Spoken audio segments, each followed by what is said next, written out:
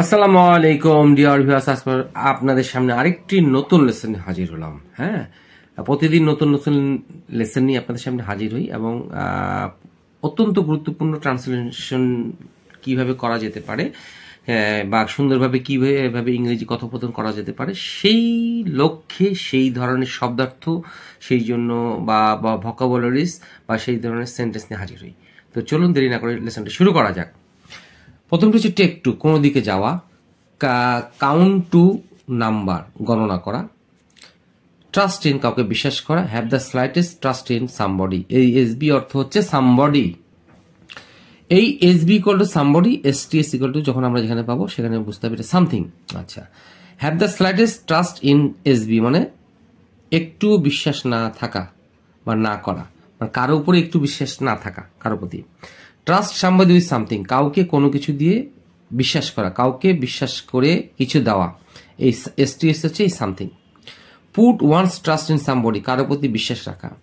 Trust one এসবিস ওয়ার্ডস মানে কারো কথা বিশ্বাস করা, কারো কথাকে বিশ্বাস করা।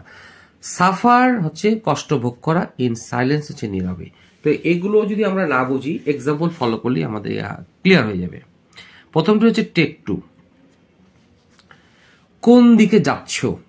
হুইচ রুট অথবা which road are you taking টি, মানে কোন দিকে যাচ্ছ মানে কোন রাস্তাটার দিকে যাচ্ছ, এরকম অর্থ প্রকাশ করতে এটা ব্যবহৃত হয়। তারপর হচ্ছে গণনা করা, কাউন্ট টু নাম্বার। আচ্ছা, 100 পর্যন্ত গণনা করো, তাহলে এই কাউন্ট টু এই সংখ্যাটা বসবে এখানে।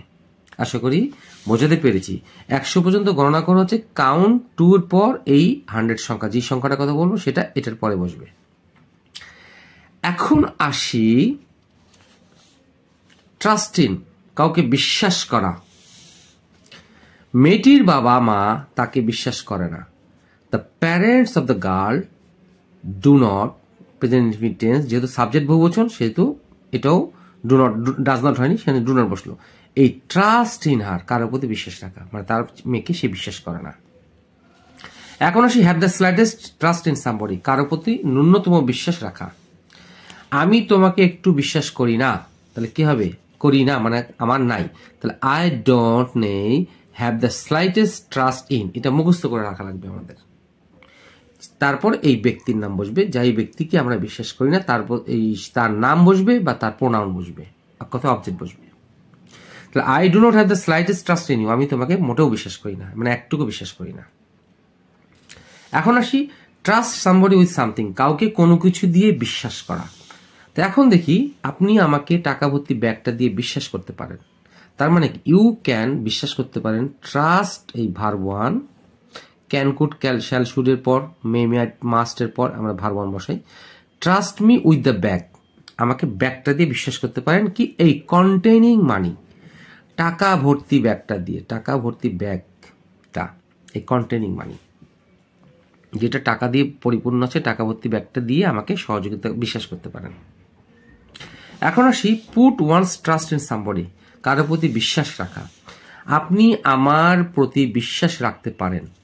You can put your trust in me, এটা মনে মুখস্থ রাখতে হবে, put your trust in me, বিশ্বাস, কারোর প্রতি বিশ্বাস রাখা। এখন হচ্ছে কারো কথা বিশ্বাস করা। 7 নম্বর, আমি তোমার কথা বিশ্বাস করি। আই পুট মাই ট্রাস্ট, আমি বিশ্বাস করি, পুট অন ইউর ওয়ার্ডস, এই তোমার কথার উপর বা তোমার কথাকে আমি বিশ্বাস করি বা তোমার কথার উপর আমি নির্ভর করি, এরকম একটা অর্থ। আর শেষেটি হচ্ছে সাফার এবং ইন সাইলেন্স হচ্ছে নীরবে। সাফার হচ্ছে কষ্ট ভোগ করা, সাইলেন্স হচ্ছে নীরবে। মেয়েটি নীরবে কষ্ট পাচ্ছে, দ্য গার্ল ইজ সাফারিং, কষ্ট ভোগ করছে ইন সাইলেন্স, নীরবে। এই নীরবের ইংরেজিটা হচ্ছে ইন সাইলেন্স। আশা করি বোঝাতে পেরেছি।